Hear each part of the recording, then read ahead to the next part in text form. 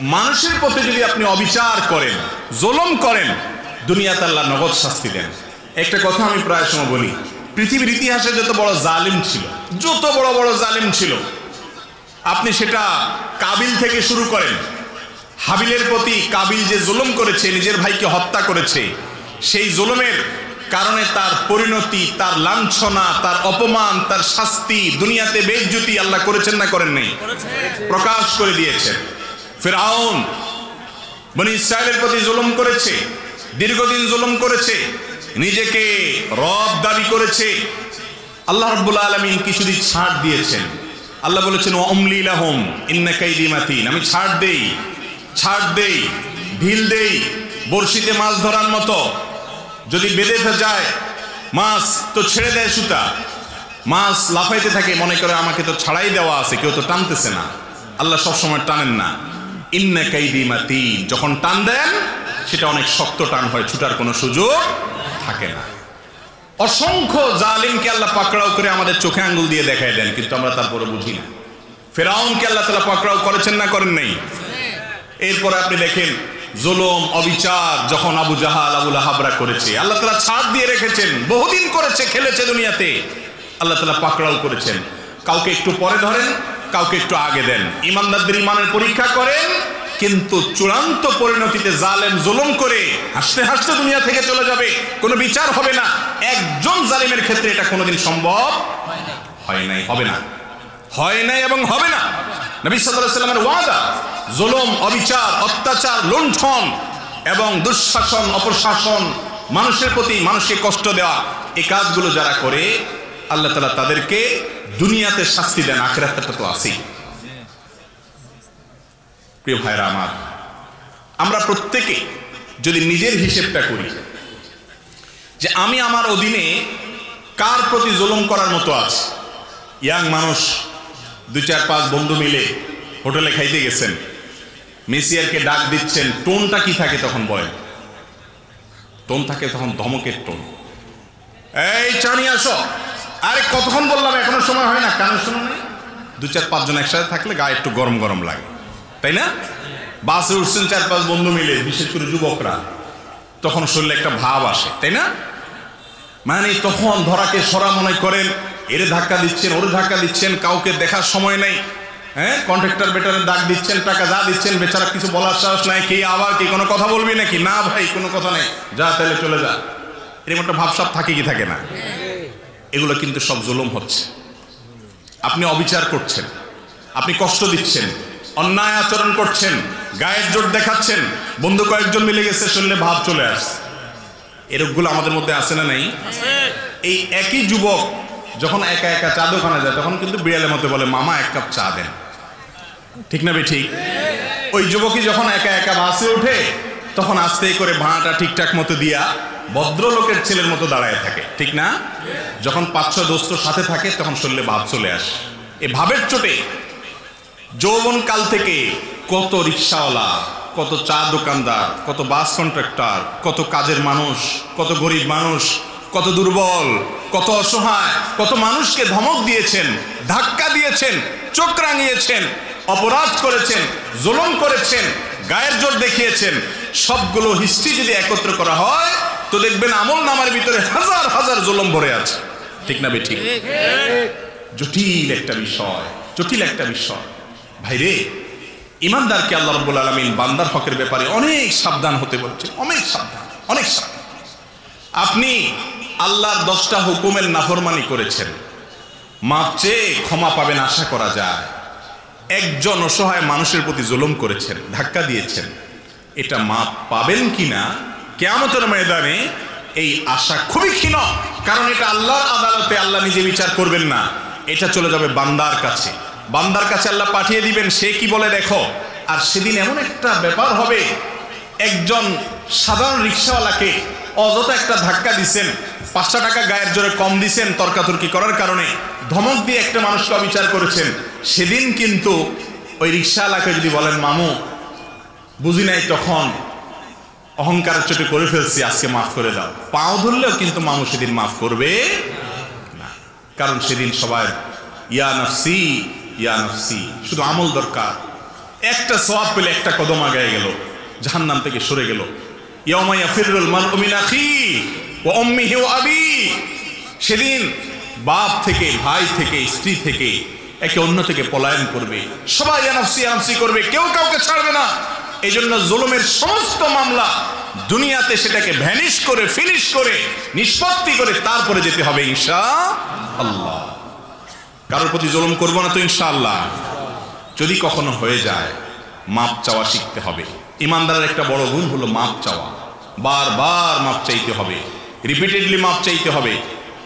রাস্তায় একজন লোকের সাথে বেয়াদবি করে ফেলেছেন, দোকানদার সাথে বেয়াদবি করেছেন, পরে আপনার ইমানি চেতনা জাগ্রত হয়েছে, কাজটা তো ভালো করি নাই, আমি তো মানুষটার প্রতি অবিচার করেছি।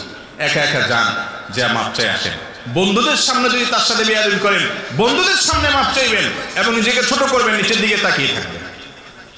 একজন সাহাবী আরেক সাহাবীকে একটা কথা বলে ফেলেছেন, রাসূল আকরাম সাল্লাল্লাহু আলাইহি ওয়াসাল্লাম শুনে কষ্ট পেয়েছেন এবং শাসন করেছেন যে তুমি এই কথা কেন বললে, তার কষ্ট হয় এরকম কথা, বুঝে উঠতে পারেন নাই, তিনি বলে ফেলেছেন। সাথে সাথে তার ভাইয়ের কাছে তিনি মাপ চেয়েছেন। এমন মাপ চাওয়া যে মাপ না দিয়ে উপায় নেই। এ হলো মুসলমান। তাহলে কারোর প্রতি জুলুম করব না তো ইনশাআল্লাহ।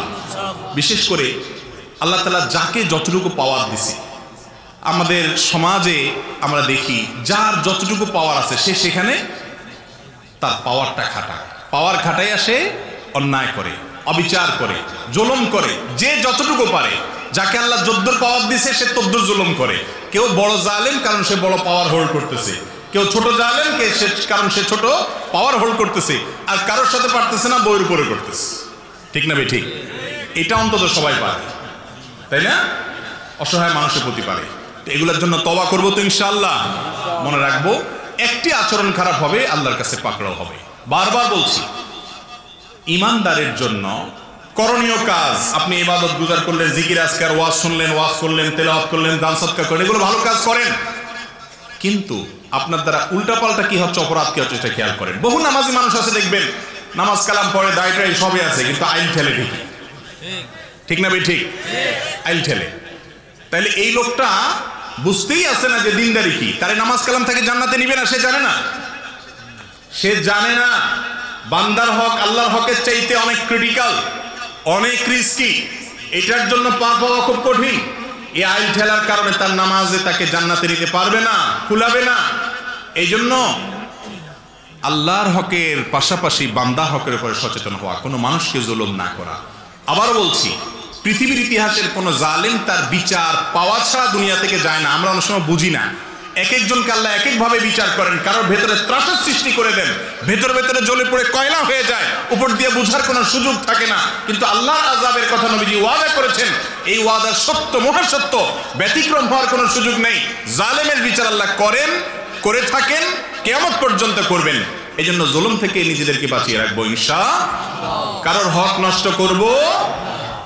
অনেক মানুষ আছে নামাজি কালামে সব ঠিক আছে, একবার টাকা ধার নিতে পারলে আর দেওয়ার কোনো খবর নেই, আছে না? নেই।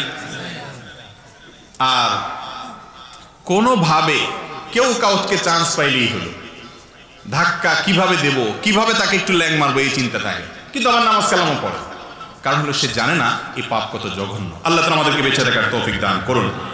নাম্বার 3, কোন মুসলমানের ইজ্জত নষ্ট করা, এটা খুব ভয়াবহ একটা ব্যাপার। নবী করিম সাল্লাল্লাহু আলাইহি সাল্লাম বলেছেন, যদি কোনো মানুষ কোনো একটা মানুষকে এমন কোনো জায়গায় অপমান করে, যে জায়গায় লোকটা আসলে কোনো বিপদে আছে, ওই জায়গায় আপনি তাকে অপমান করলেন, চান্সে আপনি তার উপরে আরো চড়াও হলেন, আল্লাহ রাব্বুল আলামিন আখিরাতের শাস্তি তো আছে, দিবেনই, দুনিয়াতে এটা জমা করে রাখবেন। এবং আপনি এমন কোন জায়গা, যে জায়গায় আপনার প্রেস্টিজ ইস্যু হয়ে দাঁড়াবে, আপনি চাবেন যে সেখানে আপনাকে কেউ হেল্প করুক, কিন্তু সেই জায়গায় আল্লাহ তাআলা অন্য কাউকে দিয়ে আপনাকে অপমান করাবেন, রেহাই নেই। কোন মানুষকে যদি তুচ্ছ করেন, অপমান করেন, তার শাস্তি আল্লাহ তাআলা দুনিয়াতে নগদ দিবেন। আমাদের মধ্যে এই রোগটাও অনেক বেশি। কিছু কিছু অপরাধ আছে ভাই, যে অপরাধগুলো আমরা আঁচ করি না, বুঝি না, অনুমান করি না। একজন জেনা করছে, বুঝি খারাপ কাজ করছে, মদ খাইছে, বুঝি খারাপ কাজ করছে, খুন করছে, বুঝি, জানি যেটা খারাপ কাজ করছে। কিন্তু একটা মানুষকে আপনি কথায় কথায় হাসির ছলেই অপমান করে দিলেন, বেইজ্জত করে দিলেন, ছোট করে দিলেন, তার হক নষ্ট করে দিলেন, হাসতে হাসতে করে ফেলছেন, টেরও পান নাই। আছে না এগুলা? আমাদের যুবকদের মধ্যে দেখবেন যে রোস্টিং ভিডিওর একটা আপনার কালচার আছে। রোস্টিং ভিডিও বুঝেন আপনারা? আমরা সাধারণত জানি মুরগি রোস্ট করে। রোস্টিং ভিডিওতে মুরগির রোস্ট হয় না, মানুষের রোস্ট হয়। শব্দটার মধ্যেই বোঝা যাচ্ছে কি পরিমাণ অ্যাগ্রেসিভ কর্মকাণ্ড সেখানে হতে পারে। কেউ হয়তো কোনো ভুল করেছে, কোনো অন্যায় করেছে, আর তো রক্ষা নেই। ফেসবুক আছে হাতে, ইউটিউব আছে হাতে, সবার হাতে হাতে মিডিয়া।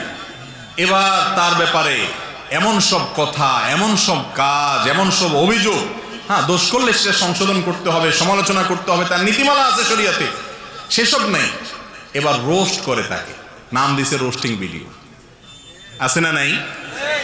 কিভাবে কাকে কে ছোট করবে এটার জন্য প্রতিযোগিতায় লিপ্ত হই। এই অপরাধগুলোর সবচেয়ে ভয়াবহ দিক হলো এগুলো যে অপরাধ, সেই চেতনা, সেই বোধ আমাদের মধ্যে নেই।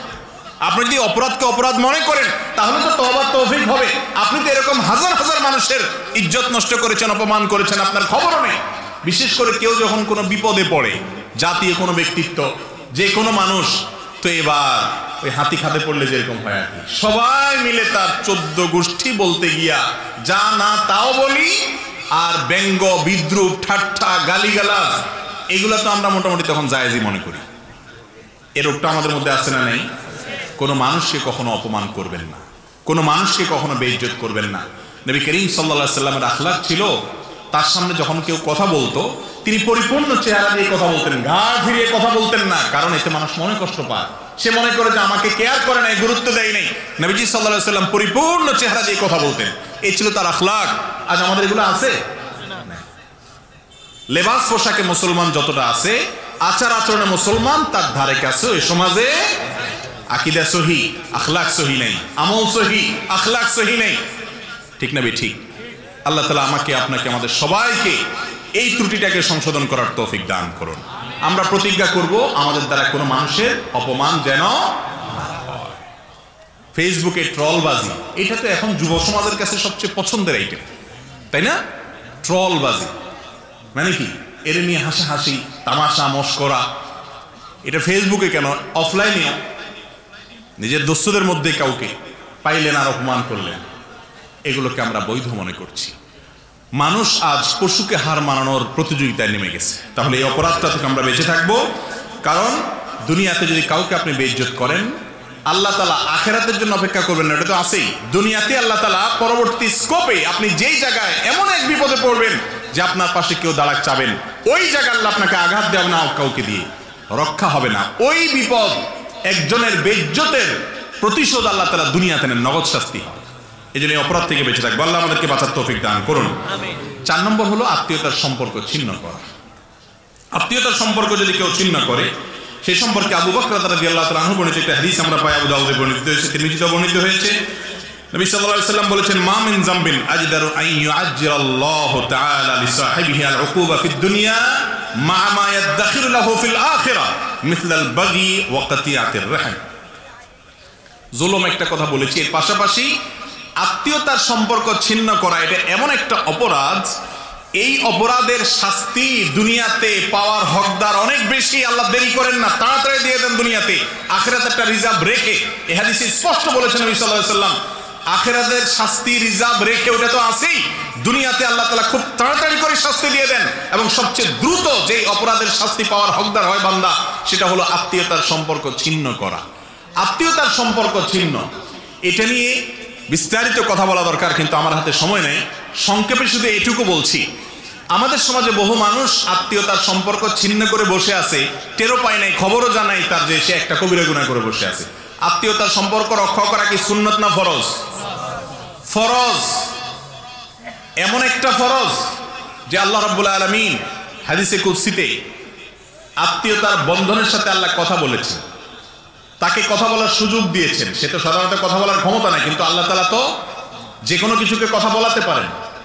তো আত্মীয়তার বন্ধন বলছে, আল্লাহ আমার কি মর্যাদা, কি কদর হলো, শরীয়তে ইসলামে আমার অবস্থানটা কি থাকলো, এই টাইপের প্রশ্ন করার পর আল্লাহ রাব্বুল আলামিন আত্মীয়তার বন্ধনকে বলছে, তুমি আর কি চাও? আমি ঘোষণা দিয়ে দিলাম, তোমাকে যে রক্ষা করবে আমি তাকে রক্ষা করব, তোমাকে যে ছিন্ন করবে আমি তাকে ছিন্ন ভিন্ন করে ফেলবো। আত্মীয়তার সম্পর্ক এমন এমন একটা কঠিন বিষয়, কিন্তু আমরা এটাকে এত কঠিন মনে করি না। বিশেষ করে সামাজিক যোগাযোগের মাধ্যমের উন্নতির এই যুগে আমরা এত বেশি সামাজিক হয়ে গেছি অনলাইনে, যে অফলাইনে বা বাস্তবিক জীবনে আমরা তত বেশি অসামাজিক হয়ে গেছি। এক একজন মানুষের আমাদের ফেসবুকে 5,000 করে বন্ধু। কত করে? 5,000। 5,000 সর্বোচ্চ আমাদের বন্ধু, 5,000। এই বন্ধুর হক আদায় করতে করতে আমাদের অবস্থা খারাপ। এক বন্ধুর পোস্টে লাইক পাই নাই, তো সে মাইন্ড করছে, কমেন্টে এসে লিখছে, দোস্ত আমার কোনো পোস্টে তোমার লাইক পাই না। আহা দোস্ত, সরি, এখনই যাচ্ছি তোমার প্রোফাইলে, যে কয়টা লাইক মেরে চলে আসলেন। এই কাগজের দোস্ত, 2 নম্বর দোস্ত, ফাউল দোস্ত, বেহুদা দোস্ত, এর হক আদায় করতে করতে আপনার টাইম শেষ। রক্ত সম্পর্কীয় আত্মীয় 3টা তার স্তর আছে। বাপের দিককার, মায়ের দিককার, এই দুটা হলো মূল। আর বৈবাহিক বন্ধনের কারণে স্ত্রীর সাথে যে আত্মীয়তার বন্ধন হয়, সেটা এক ধরনের আত্মীয়তা, কিন্তু এটা রক্তের বন্ধন নয়। রক্তের বন্ধন মূলত 2টা, বাপের দিককার এবং মায়ের দিককার। এর মধ্যে গুরুত্ব কোনটার বেশি, মায়ের দিককারটা না বাপের দিককারটা? এই ক্ষেত্রে বাপের দিককারটার গুরুত্ব একটু বেশি। বাপের দিককারটার গুরুত্ব বেশি মানে হলো, আপনার কাছে আপনার চাচা, আপনার ফুফু, আপনার দাদা দাদি, আপনার ভাই বোন, এরা হলো আপনার আত্মীয়ের তালিকায় সবচেয়ে শীর্ষস্থানীয় আত্মীয়, যাদের সাথে সুসম্পর্ক বজায় রাখা আপনার জন্য সুন্নত না ফরজ? ফরজ। লা ইয়াদখুলুল জান্নাতা কাতি'। নবীজি সাল্লাল্লাহু আলাইহি সাল্লাম বলেছেন, আত্মীয়তার সম্পর্ক যে ছিন্ন করে, আত্মীয়ের সাথে সম্পর্ক নষ্ট করে ফেলে, এই ব্যক্তি জান্নাতে যাবে না। কিছু লোকের জন্য জান্নাতে নো এন্ট্রি ঘোষণা আছে, তার ভিতরে এক কপাল পড়া হলো এই লোক, যে লোক আত্মীয়তার সম্পর্ক ছিন্ন করে।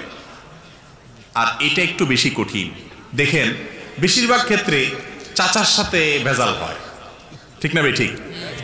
চাচাতো ভাই বোনের সাথে ঝগড়া ঝাঁটি, গন্ডগোল, ফাসাদ একটু বেশি হয়। খেয়াল করেন, আমাদের জন্য যেটা যত বেশি ইম্পর্টেন্ট, যত বেশি গুরুত্বপূর্ণ করা, শয়তান ওইটাকে আমাদের জন্য তত কম গুরুত্বপূর্ণ করে দিবে, ঠিক না ভাই? ঠিক। খেয়াল করেন, বাপের দিককারগুলো যদি বেশি গুরুত্বের হয়, এরপরে মায়ের দিককার, তাদের গুরুত্ব আছে। কিন্তু বেশিরভাগ পরিবারে দেখবেন, খালাতো ভাই বোনের সাথে দোস্তি মহব্বত, মামাতো ভাই বোনের সাথে যা একটু দোস্তি মহব্বত টুকটাক থাকে, চাচাতো ভাই বোন আর ফুফাতো ভাই বোনের সাথে সেরকম থাকে, অথচ গুরুত্ব এগুলোর একটু বেশি ছিল, তাই না? কেন? কারণ ইবলিস বুঝছে যে এই যদি এগুলোর সাথে সম্পর্ক ভালো করে ফেলে তো জান্নাতে চলে যাবে, এটা তো ঠেকাইতে হবে। এই জন্য এখানে এসা ভেজাল সব লাগায়, এই জমি নিয়ে গন্ডগোল, এটা নিয়ে গন্ডগোল। আর মা, বেশিরভাগ মারা তো যেহেতু তারা স্বরাষ্ট্রমন্ত্রী, বাসা পুরাটা তাদের হাতে নিয়ন্ত্রণে, ছেলে মেয়েকে শুধু মামার ফজিলত শোনায়, খালার ফজিলত শোনায়, চাচাদের বদনামি শোনায়, ফুফুদের বদনামি শোনায়। বাস্তব না বাস্তব? এবার পোলাপাইন সব খেপে, হ্যাঁ, ওই যে আপনার সাপের মতো ফুলতে থাকে, হ্যাঁ আমার চাচা এটা করছে, ফুফু এটা করছে। আস্তে আস্তে সম্পর্ক নষ্ট হয়, শয়তান করায়। সব মা যে এরকম করে তা না, আল্লাহ মাফ করুক, অনেক মারা এটা করেন। কিন্তু সন্তান যদি খুব বিচক্ষণ হয়, মার সাথে তো আবার বেয়াদবি করা যাবে না। মা বলছে তোমার খালা ভালো, মামা ভালো, মার সাথে বেয়াদবি করে বলেন তুমি তোমার কথা ঠিক না, তাতে গেলেন আপনি শেষ হয়ে, সেটা তো করা যাবে না। হাসতে হাসতে নিজের মন থেকে বুঝতে হবে যে কোনটা সঠিক কোনটা বেঠিক। হ্যাঁ, অবশ্যই মামাতো ভাই বোন, ফুফাতো ভাই, খালাতো ভাই বোনের সাথে সম্পর্ক বজায় রাখতে হবে, তারাও রক্ত সম্পর্কে আত্মীয়, তাদের দিকটা খেয়াল রাখতে হবে। কিন্তু তাদের চাইতে ফুফাতো ভাই বোন, চাচাতো ভাই বোন হক কম না। বেশিরভাগ মানুষের খোঁজ খবর নিয়ে দেখেন, চাচাতো ভাই বোনের সাথে 2, 4, 6 মাস, 1 বছর, 2 বছরের যোগাযোগ হয় না, কিন্তু মামাতো ভাই, খালাতো ভাইয়ের সাথে মাশাআল্লাহ ইটিস-পিটির যোগাযোগ টুকটাক হয়, ঠিক না বেটি? মামার জন্য যে মহব্বত, চাচার জন্য সে মহব্বত, খালার জন্য যত মহব্বত হয়, ফুফুর জন্য তত মহব্বত। অথচ শরীয়তের গুরুত্ব, প্রায়োরিটি যদি বুঝি, তাহলে এগুলোকে কোনোভাবে ছোট করার সুযোগ। অবশ্যই মামা খালার সাথে সম্পর্ক বজায় রাখেন, কিন্তু এদেরকে ছোট করতে পারেন। ফুফুদের তো অবস্থা সবচেয়ে কাহিল, দাদার সম্পত্তি সব ভোগ করে কোনো কিছু না দিয়া, কি হুজুর কি মুজুর, একই হাম্মামে সারে নাঙ্গে, এই জায়গায় সে সব এক ফুফুর হকটক মাইনে দিয়া খোঁজ খবরও নেয় না। বেশিরভাগ ফুফুরা দেখবেন বাতিজা বাতিজিদের জন্য অস্থির, কিন্তু তাদের সময় নেই, একেবারে সময় নেই, ঠিক না ভাই? ঠিক। আত্মীয়তার সম্পর্ক রক্ষা করতে হবে। চাচাতো ভাই বোনের সাথে গন্ডগোল হয়েছে জমি জমা নিয়ে, হতে পারে। চাচার সাথে হয়েছে, উনি জুলুম করছেন, হতে পারে। কিন্তু আপনি সম্পর্ক ছিন্ন করতে পারেন, সম্পর্ক ছিন্ন করার সুযোগ। আপনি আপনার হকের জন্য অবশ্যই চেষ্টা করবেন, বিচার প্রার্থনা করবেন, করতে পারেন। কিন্তু এজ এ আত্মীয় তার সাথে সুসম্পর্ক বজায় রাখা, তার সাথে ভালো আচরণ করা, তার ভালো চাওয়ার চেষ্টা করবেন। বলে সে আমার ক্ষতি চাইলে আমি তার কিভাবে ভালো চাইবো? এই সম্পর্কে একটা হাদিস শুনেন। নবী করিম সাল্লাল্লাহু আলাইহি সাল্লাম বলেছেন, এক ব্যক্তি এসে বলতেছে, ইয়া রাসূলুল্লাহ, আপনি বলেন আত্মীয়তার সম্পর্কের ব্যাপারে এত গুরুত্ব দিয়া বলেন যে আল্লাহ তাআলা এটা ছিন্ন করলে আল্লাহ তাকে ছিন্ন করে ফেলবেন, এত ডেঞ্জারাস বিষয়, আত্মীয়ের সাথে সম্পর্ক রাখতেই হবে, অন্তত ফোনে খোঁজ খবর নেওয়া, আজকাল যেগুলো আমরা করতে পারি সেগুলো তো আমরা করবই। তো নবী সাল্লাল্লাহু আলাইহি সাল্লাম কই সাহাবীকে বলেছেন, আমার আত্মীয় আমি ভালো করতে চাইলেও সে আমার দিকে খারাপ আচরণ করে। আমি চাই মিশতে, সে চায় দূরে সরতে। আমি চাই ভালো করতে, সে সেটাকে খারাপ ভাবে নেয়। আমি কি করবো ইয়া রাসূলুল্লাহ? তখন নবী করিম সাল্লাল্লাহু আলাইহি সাল্লাম বলেছেন, লাইসাল ওয়াসিলু বিল মুকাফি, তোমার আত্মীয় তোমার ছেলের জন্য একটা গিফট আনছে, তুমি একটা গিফট দিলা, এটা আত্মীয়তার সম্পর্ক রক্ষা করা হলো না। এটা হলো আপনার বিনিময় পাইয়া তুমি তার সাথে ভালো আচরণ করলে। এটা তো অন্য সবার সাথে করবা, যে কেউ তোমাকে হাল জাযাউল ইহসান দাল ইহসান, কেউ ভালো করলে তুমিও ভালো করবা। আত্মীয়র জন্য এটা না। তাহলে কোনটা? আত্মীয়র জন্য হলো সে যদি ভালো নাও করে তুমি ভালো করবা, সে যদি খারাপ করে তারপরে তুমি ভালো করার চেষ্টা করবা। হ্যাঁ, তুমি তার সাথে মিশতে গেলে সে তোমার ক্ষতি করে বিপদের মধ্যে ফেলে, তাহলে তুমি আত্মরক্ষার জন্য দূরে থাকতে পারো। কিন্তু তোমার মনের ভিতরে আবেগ থাকতে হবে, সে আমার রক্ত সম্পর্কীয় আত্মীয়, ব্লাডের আত্মীয়, তার সাথে আমি কিভাবে সুসম্পর্ক রাখতে পারি, তার ভালো আমি চাই, আল্লাহ তাকে হেদায়েত দিক, ভালো করুক, তার কল্যাণ আমি চাইবো, অগোচর উপকার করার চেষ্টা করবো। এর নাম হলো মুসলমান। কথা কি বুঝাতে পারছি? কিন্তু আজকাল আমাদের সমাজে আত্মীয়তার বন্ধন রক্ষা করার ব্যাপারে কোনো গুরুত্ব, ওই 30 মাইল দূর থেকে দোস্তকে এনে দাওয়াত করে খাওয়ান, কিন্তু পাশের বাসার চাচা জ্যাঠা চাচাতো ভাই বোন তাদেরকে দাওয়াত দিয়ে খাওয়ানোর কপাল হয় না। খুব ভয়াবহ একটা বিষয়। জরুরি ফরজগুলোকে শয়তান এমন ভাবে আমাদের সামনে ভুলে রাখছে, খবরও নেই, সেন্সও নেই। তাহলে আত্মীয়তার সম্পর্ক রক্ষা যদি না করে, কেউ ছিন্ন করে, কোনো একটা কারণে আপনি কথা বললেন না, ফুফুর সাথে একটা কথা কাটাকাটি হয়েছে, কোনো কিছু নিয়ে ভুল বোঝাবুঝি হয়েছে, চাচার সাথে হয়েছে, বাস কথা বন্ধ করে দিলেন, জায়েজ নেই। 3 দিন রাগ করতে পারেন। আল্লাহ তাআলা বান্দার এই ন্যাচারাল কষ্টকে স্বীকার করেন, অর্থাৎ এই কষ্টকে আল্লাহ রাব্বুল আলামিন এলাও করেন। ঠিক আছে, তুমি কষ্ট পাইছো, 3 দিন চুপ থাকো। কিন্তু লা ইয়াহিল্লু লিমুসলিমিন আন ইয়াহজুরা আখাহু ফাওকা 3 লায়াল, 3 দিনের বেশি আপনি রাগ করে থাকবেন, যোগাযোগ রাখবেন না, এই সুযোগ নেই। মিশতে আপনাকে হবেই। সে মিশতেছে না, আপনি যাই মিশবেন, সালাম দিবেন, তার ভালো করার চেষ্টা করবেন। সে ভুল বুঝতেছে, বুঝুক, যতক্ষণ পর্যন্ত আপনি ক্ষতিগ্রস্ত না হন আপনার চেষ্টা অব্যাহত রাখতে হবে। একটু কঠিন, একটু জটিল, একটু তিতা ওষুধ, কিন্তু খাইতে হবে, কারণ আমাকে জান্নাতে যেতে হবে। চেষ্টা করবো তো ইনশাআল্লাহ। আল্লাহ তাআলা আমাদেরকে তৌফিক দান করুন। 5 নম্বর হলো ভাই, লোক দেখানো আমল বা রিয়া। নবী করিম সাল্লাল্লাহু আলাইহি ওয়াসাল্লাম বলেছেন, কেউ যদি কোনো ভালো কাজ করে মানুষকে দেখানোর জন্য, এখন তো এমন একটা সময় আছে, ফেসবুকের যুগ, সুবহানাল্লাহ, চুল পরিমাণ কোনো ভালো কাজ করবো আর ফেসবুকে পোস্ট হবে না, এটা তো কোনোদিনই হতে পারে না। মক্কা শরীফ গেলাম আমি, আর একটা ছবি দেব না ফেসবুকে, কেমন হয়? চাইতেই হবে, ঠিক না? একটা কলা দিলাম 5 জন মিলে একটা গরিব মানুষকে, ছবি তুলতে হবে 2-4-10টা, ঠিক না ভাই? ঠিক। এই যুগে আমলকে শুধু আল্লাহকে দেখানোর জন্য করা, এটা কঠিন হয়ে গেছে ভাইরা আমার। এটা ঠিক, লৌকিকতা মানুষকে দেখানোর মাধ্যমে একটা তৃপ্তি পাওয়া যায়, মজা পাওয়া যায়, যে সবাই আমাকে ভাবা দিল, লাইক দিল, কমেন্ট করলো ফেসবুকে, নিজের কাছে একটু ভালো লাগলো, বুঝলাম, এটা পাওয়া যায়। কিন্তু হাল্লাকা সিররুন ইনদাল্লাহ, আপনি একটু কিছু গোপন আমল করে দেখেন। একটা আমল করেন, কাউকে বলবেন না পৃথিবীতে, কাউকে, নিজের স্ত্রীকে না, বন্ধু বান্ধবকে না, মা বাপকে না, কাউকে না, একদম গোপনে একটা আমল করেন, কাউকে কিছু দেন, এবং এরপরে আপনি শুধুমাত্র একা এটা নিজের ভিতরে রাখেন। জীবনে কখনো গল্প দিতে যাবেন না কাউকে যে কিছু করছেন, একটা মানুষ উপকার করছেন, দান করছেন, একটা নফল আমল করছেন, 2 রাকাত নামাজ পড়েন, এমন ভাবে ডানে বামে কেউ নাই, কেউ দেখছে না, একটু এই টাইমে আল্লাহর কাছে খুব ধীরে ধীরে 2 রাকাত নামাজ পড়েন, এই নিয়তে যে শুধু আল্লাহকে দেখাচ্ছি আর কাউকে দেখাচ্ছি না। এরকম যদি 2 রাকাত নামাজ পড়তে পারেন, 10 টাকা দান করতে পারেন, একটা মানুষ উপকার করেন, কাউকে দেখালেন না, কেউকে জানতেও দিলেন না, আল্লাহর কসম করে বলছি, যে তৃপ্তিটা আপনার মনের ভিতরে হবে, হাজার হাজার লক্ষ লক্ষ লাইক কমেন্ট পাইয়া সে তৃপ্তি কখনো পাবেন না। লক্ষ লক্ষ লাইক কমেন্টে যে তৃপ্তিটা পাবেন, সেই তৃপ্তিটার মধ্যে এক ধরনের নোংরামো থাকে, এক ধরনের দেখবেন যে অস্বস্তি থাকে, এক ধরনের মানে কোন একটা দিক থেকে একটা অপূর্ণতা থাকে। সেটা পরিচ্ছন্ন, নির্মল, পবিত্র আনন্দ না। কিন্তু আপনি নিজের ভেতরে এক ধরনের আপনার সেই আমলটাকে লুকোনের মানসিকতা রাখবেন। আল্লাহর সাথে আপনার কথা হবে যে আল্লাহ তোমাকে দেখানোর জন্য করছি, আর কেউ দেখছে না, কেউ জানছে না। এই যে নিরালা, এই যে আল্লাহর সাথে একান্তে আপনার সাথে আলাপচারিতা, এটার যে ফিলিংস হবে আপনার অন্তরে, সেটা আল্লাহর কসম সবচেয়ে পবিত্র আনন্দ হবে। করে দেখেন, করে দেখেন, মাঝে মধ্যে দেখবেন কি ভালো লাগে কাজ করে। আজ এমন একটা সময় আসছে সব কিছুতে লৌকিকতা, মিডিয়ার কল্যাণে ভালো যেরকম হচ্ছে, আমাদের আমলগুলো বরবাদও হচ্ছে সেরকম। শিরকে আসগার, মানুষকে দেখানোর জন্য কিছু করবে। এই জন্য আপনারা জানেন 3 ব্যক্তিকে দিয়ে জাহান্নাম উদ্বোধন করা হবে। তার ভিতরে 3 ব্যক্তি হলো রিয়াকার। জাহান্নাম শুরুই হবে এদেরকে দিয়ে, এদের আগে কেউ জাহান্নামে যাবে না।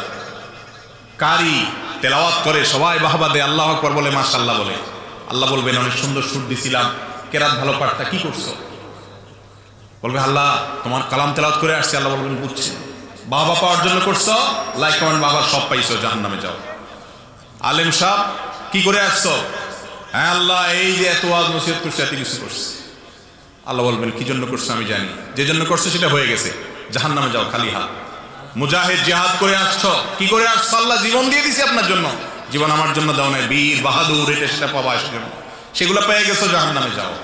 এই হাদিস থেকে বোঝা যায় কোনো আমলকে মানুষের সামনে দেখানোর মানসিকতা, এটা এমন একটা ভয়াবহ বিষয় যে এটা আখিরাতের শাস্তি অনেক ডেঞ্জারাস। কিন্তু আজকে আমরা বলতেছি দুনিয়াতেও শাস্তি হবে। যে হাদিসটা আমি বললাম সে হাদিসে তিরমিজি এবং আবু দাউদ বর্ণিত, সে হাদিসে মুসনাদ আহমদ বর্ণিত, সে হাদিসে আব্দুল্লাহ ইবনে আমর রাদিয়াল্লাহু আনহু বর্ণনা করেছেন, ওমর রাদিয়াল্লাহু আনহু বর্ণনা করেছেন যে এই ব্যক্তি, যে ব্যক্তি মানুষকে দেখানোর জন্য দান করে, মানুষের কাছে বাহবা পাওয়ার জন্য কিছু করে, শুধু আল্লাহকে দেখানোর উদ্দেশ্য না থাকে, রিয়াজার মধ্যে থাকে, এই ব্যক্তিকে আল্লাহ তুচ্ছ করে ফেলেন, ছোট করে ফেলেন দুনিয়াতে। এটা নগদ শাস্তি।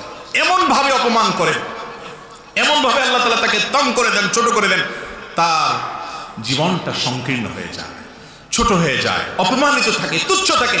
এই হাদিস যখন বলছিলেন, আব্দুল্লাহ ইবনে ওমর রাদিয়াল্লাহু আনহুর 2 চোখ বেয়ে তখন পানি আসছে। হয় কত ভয়াবহ বিষয় যে আল্লাহ রাব্বুল আলামিনকে নিবেদন করবো ইবাদত, কিন্তু মানুষকে দেখানোর মানসিকতা যদি থাকে, 10,000 20,000 50,000 টাকা দিলাম আর হুজুরের কাছে চিরকুট দিয়ে দিলাম, হুজুর বললো অমুক সাহেব এটা দিছে, বলেন মারহাবা, সবাই চিৎকার করে বলা মারহাবা। এই কালচার তো এখন ওয়াজ মাহফিলের সবচেয়ে অবিচ্ছেদ্য অংশ হয়ে গেছে, ঠিক না? ঠিক।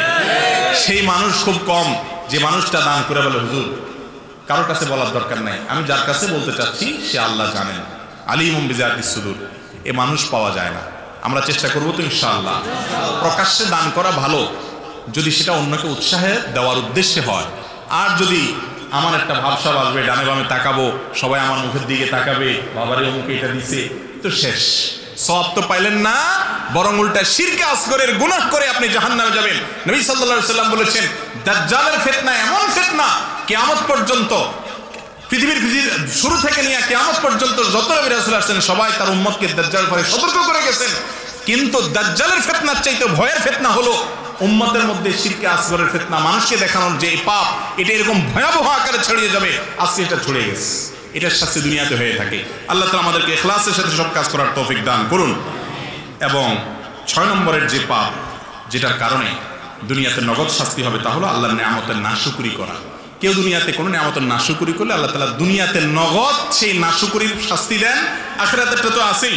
আল্লাহ রাব্বুল আলামিনের সেই শাস্তি সম্পর্কে সূরা নাহলের 128 নম্বর আয়াতে তিনি নিজে বলেছেন, ওয়াদারাবাল্লাহু মাসালান ক্বরিয়াতান কানাত আমানাতান মুতমাইন্নাতান ইয়াতিহা রিজকুহা রাগাদান মিন কুল্লি মাকান ফাকাফফারাত বিআনআমিল্লাহ ফাযাকাহা আল্লাহু লিবাসাল জু'i ওয়াল খাউফি বিমা কানু ইয়াসনাউন।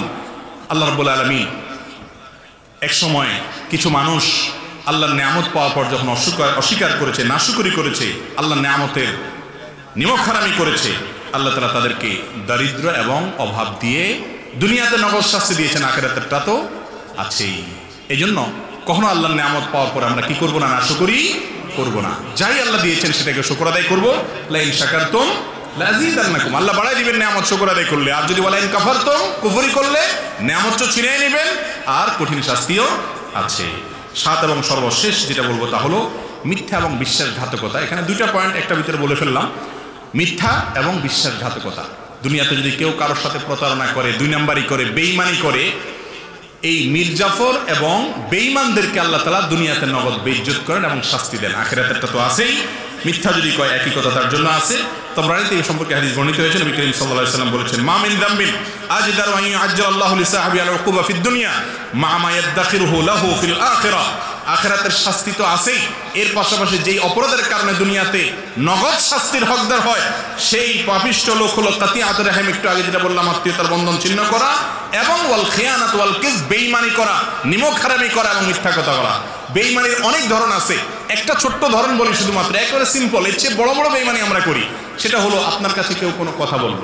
তিরমিজির হাদিসে আছে, নবী করিম সাল্লাল্লাহু আলাইহি ওয়াসাল্লাম বলেছেন, ইযা হাদাসা রাজুলু ফালতাফাতা, কোন মানুষ আপনার সাথে কথা বলে একটু এদিক ফিরছে বা সেখান থেকে সরে গেছে, ফাহিয়া আমানা, সেই কথা আপনার কাছে আমানত হয়ে গেল। আপনি এটা যদি আরেকজনের কাছে বলে বেড়ান, আপনি আমানতের খেয়ানত করলেন, বিশ্বাসঘাতকতা করলেন, আপনি এই প্রতারণা করে এই যে দুনিয়াতে নগদ শাস্তির উপযুক্ত হয়ে গেলেন। এত ডেঞ্জারাস অপরাধ। ফেসবুকে কয়দিন পর পর দেখেন অমুকের ফোন কল ফাঁস হয়েছে, তমুকের ফোন কল ফাঁস হয়েছে, খুব মজা করেন, খুব শান্তি লাগে, আপনার আরেকজনের ফাঁস হয়ে গেছে, সব মজা করে অনেক কিছু লেখেন। কিন্তু এই ফাঁস যারাই করে, যেভাবেই করে, ব্যক্তিগত কথোপকথন সংশ্লিষ্ট দায়িত্বশীল যারা আছে, এজেন্সিগুলো যারা আছে, তারা মনিটর করতে পারে নিরাপত্তার প্রয়োজনে, সেটা ভিন্ন কথা। কিন্তু পাবলিকের সামনে কারোর গোপন কোনো কিছু প্রকাশ করে দেওয়া, এটা কি ভালো কাজ না খারাপ কাজ? খারাপ কাজ। কোনো কোনো ক্ষেত্রে হতে পারে জাতীয় স্বার্থ বিবেচনা করে যদি সেটা প্রয়োজন হয়, একান্ত এক্সক্লুসিভ হতে পারে। কিন্তু নর্মালি যেটা হয়, আমরা কারোর কিছু পাইলেই হইলো বাস, এটা একটা মজার আইটেম আমাদের কাছে, ঠিক না ভাই? ঠিক। শয়তান আজকাল পাপগুলোকে আমাদের কাছে উপভোগ্য করে তুলেছে। আল্লাহ রাব্বুল আলামিন এই 7টি মহাপাপ যেগুলোর কারণে দুনিয়াতে নগদ শাস্তি হয়, সেগুলো থেকে আল্লাহ তাআলা আমাদেরকে বেঁচে থাকার তৌফিক দান করুন। আমি এক নজর আবারও বলছি, মা বাবার অবাধ্য হওয়া, 2 জুলুম এবং অবিচার করা, 3 কোনো মুসলমানকে অপমান করা, কারোর মান সম্মান নষ্ট করা, 4 আত্মীয়তার সম্পর্ক ছিন্ন করা, 5 লোক দেখানো কোনো আমল করা, 6 আল্লাহর নেয়ামতের নাশুকরি করা, আর 7 বেঈমানি করা, নিমক হারামি করা, প্রতারণা করা, মিথ্যা কথা বলা, কারো ক্ষতি করা। আল্লাহ তাআলা আমাদের সবাইকে এই সবগুলো পাপ থেকে বেঁচে থাকার তৌফিক দান করুন। জাযাকুমুল্লাহু খাইরান ওয়া আখিরু দাওয়ানা আলহামদুলিল্লাহি রাব্বিল আলামিন। সময় তো আর নাই, প্রশ্ন তো থাকে, সময় তো নাই মনে হয়, 32 হয়ে গেছে।